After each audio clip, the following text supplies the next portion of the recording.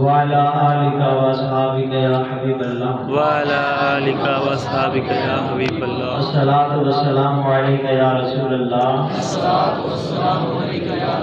وعلى آلك وأصحابك يا حبيب الله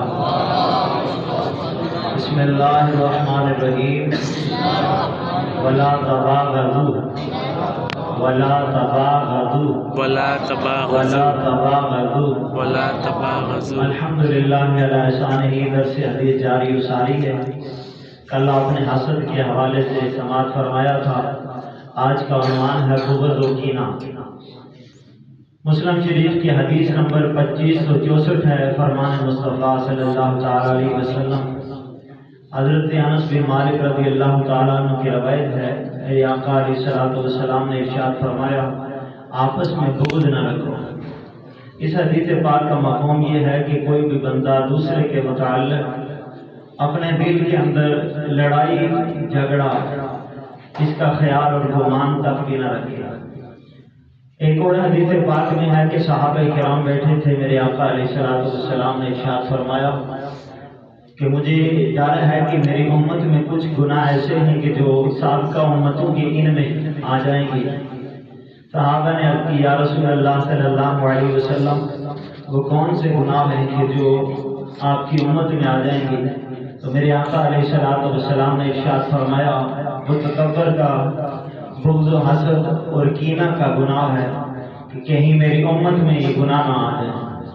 پھر ارشاد فرمایا میرے صحابہ جس کے دل کے اندر بغض آ جاتا ہے وہ اس کی نیکیاں زائل ہو جاتی ہیں۔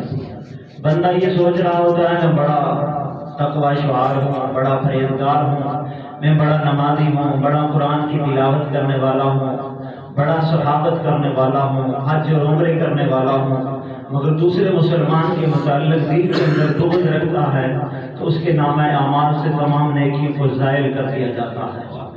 تو اللہ تعالیٰ معاف کرے، یہ بغض کیا ہے؟ دوسرے کے مال کو دیکھ کر، دوسرے کے کاروبار اور تجارت کو دیکھ کر، دوسرے کو کے عہدہ اور منصب کو دیکھ کر دل میں برا خیال کرنا کہ اس سے چھین جائے اور یہ نعمت مجھے مل جائے، اسے حسد کہتے ہیں۔ اور دل منہ پہ تعریف کرنا کہ جی واہ جی واہ آپ کے اندر تو بڑا کمال ہے، آپ تو بڑے حسن و جمال والے صاحب اکمل ہیں، آپ تو بڑے عہدے و منصب والے ہیں، پیر صاحب، قاری صاحب، علامہ صاحب، چودھری صاحب، ملک صاحب، اور طرح طرح کے القابات منہ پہ دیتے ہیں، جی جان کرتے ہیں، مگر جب پیچھے ہٹتے ہیں نا تو پھر دل ہی دل میں کڑنا شروع ہو جاتے ہیں۔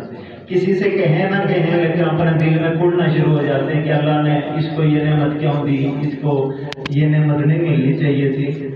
اب یہ حسد کرنے والا جو بندہ ہے دنیا میں بھی نقصان پاتا ہے اور آخرت میں بھی نقصان پاتا ہے۔ مثال کے طور پہ کھانا کھائے گا تو اس کے دماغ میں اسی کا خیال آئے گا کہ اس نے تو بڑا اچھا کھانا بنایا تھا، تو اب کیا ہوگا کہ وہ دل ہی دل میں کڑتا رہے گا، کھانے کا بھی ذائقہ نہیں آتا، سوتے ہوئے کڑتا ہوگا تو سونے کا بھی چین سے سوئے گا بھی نہیں، دن کو بھی آرام نہیں، رات کو بھی آرام نہیں، طبی لحاظ سے بھی دنیاوی لحاظ سے بھی نقصان ہے اور آخرت میں بھی اس کا نقصان ہے۔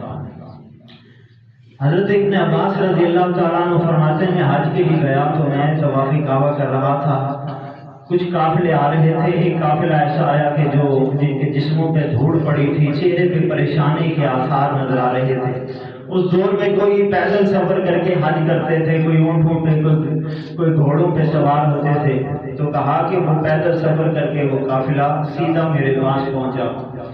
تو انہوں نے سلام کیا، سلام کے بعد میں نے ان سے خیریت دریافت کی کہاں سے آئے ہو؟ انہوں نے بتایا کہ ہم شام سے آئے ہیں، حج کی نیت سے آئے ہیں۔ تو کہا کہ ہم آپ سے ایک مسئلہ پوچھنا چاہتے ہیں۔ عبداللہ بن عباس رضی اللہ تعالیٰ نے فرمایا پوچھو کیا پوچھنا چاہتے ہو؟ تو انہوں نے کہا مسئلہ یہ ہے کہ ہم سارے ساتھی آ رہے تھے، ہمارے ساتھ ایک اور ساتھی تھا، اس کا راستے میں انتقال ہو گیا۔ آپ نے فرمایا انتقال ہو گیا، یہ تو رب کی مرضی ہے، وَلَا يُؤَخِّرُ اللَّهُ نَفْسًا إِذَا جَاءَ أَجَلُهَا، کہ جہاں بھی وقت آخر آتی ہے تو پھر ذرا بھی مہلت نہیں ملتی۔ قافلے والے کہنے لگے یہ تو حق ہے لیکن آگے والی بات سنیے۔ فرمایا بتاؤ کیا بات ہے؟ کہنے لگے آگے والی بات یہ ہے کہ اس کا اچانک راستے میں انتقال ہو گیا، آ رہا تھا حج کے لیے، راستے میں انتقال ہو گیا۔ تو آپ نے فرمایا یہ تو ہو گیا، آگے؟ وہ کہنے لگے آگے یہ ہوا کہ ہم نے سوچا کہ چلو اس کو یہیں دفن کر دیتے ہیں اور ہم آج کے لیے چلے جاتے ہیں۔ ہم نے اپنے ساتھی کی قبر کھولی اور جب قبر تیار ہو گئی، میت کو قبر میں رکھنے کے لیے گئے تو کیا دیکھا کہ کالے سانپ اس قبر میں ہیں اور قبر بھری پڑی ہے۔ ہم نے استغفار کیا اور وہاں سے میت کو اٹھایا، دوسری جگہ ہم نے قبر کو کھودا تو دوسری جگہ بھی قبر کے اندر کالے سانپ نمودار ہوا۔ ہم نے تیسری جگہ بھی قبر کو کھودا تو جب میت رکھنے لگے دیکھا وہاں بھی کالے سانپ تھا۔ اب ہم نے سوچا کہ اور تو کوئی حل نہیں ہے، چلو کسی میں ہم اسے رکھ دیتے ہیں۔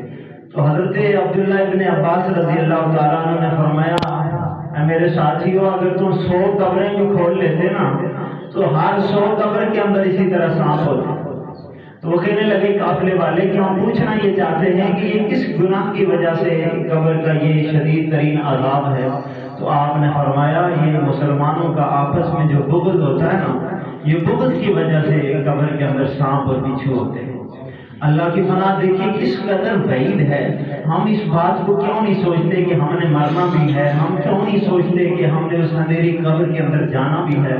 تو اس لیے دنیا میں ہی ہم نے اپنے قلب کو، اپنے دل کو صاف کر دینا ہے۔ کل آپ نے حسد کے حوالے سے جو سنا تھا، صحابی رسول کو دنیا میں جنتی ہونے کی بشارت دی گئی، اس وجہ سے کہ وہ حسد، کینہ اور بغض سے ان کا سینہ صاف رہتا تھا۔ بظاہر اعمال باقی صحابہ کی طرح تھے لیکن بشارت کیوں ملی؟ ان کا دل صاف رہتا تھا۔ تو اپنے مسلمان بھائی کے لیے دلوں کو صاف رکھنا۔ یہاں ایک اور واقعہ میں عرض کروں، ایک بادشاہ کا وزیر تھا جو اکثر بادشاہ کے قریب رہتا تھا۔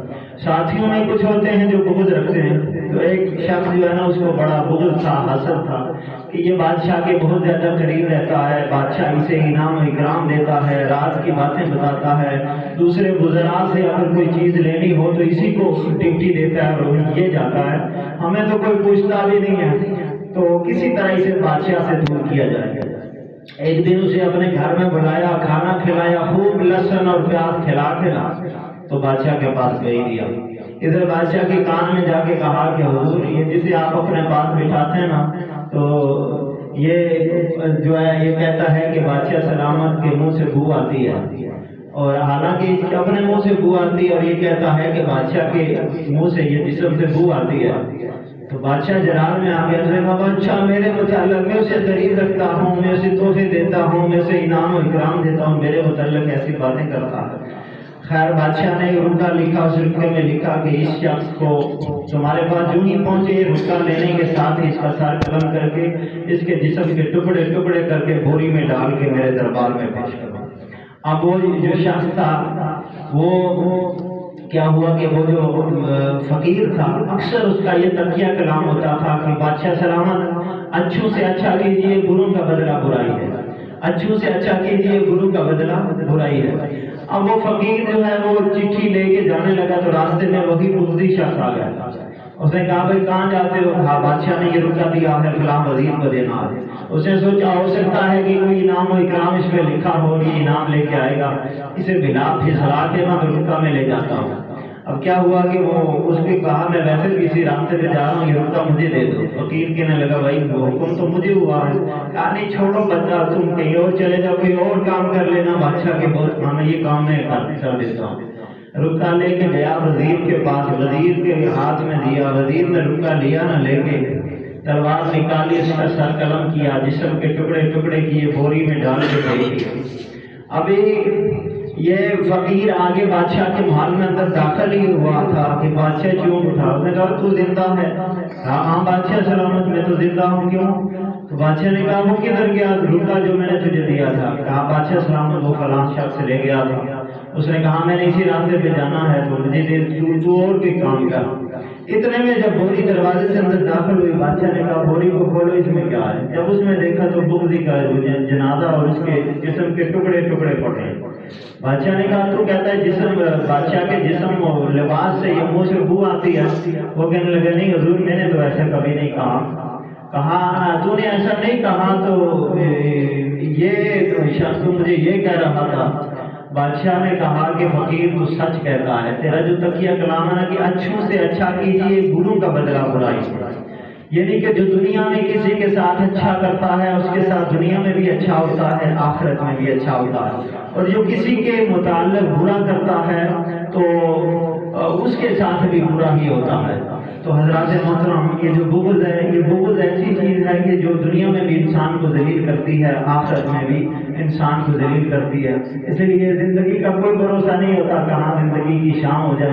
ایک دوسرے کے لیے دلوں کو صاف کیجیے، بغض، حسد، کینہ سے بچیے۔ اللہ تعالیٰ سے دعا ہے جو میں نے بیان کی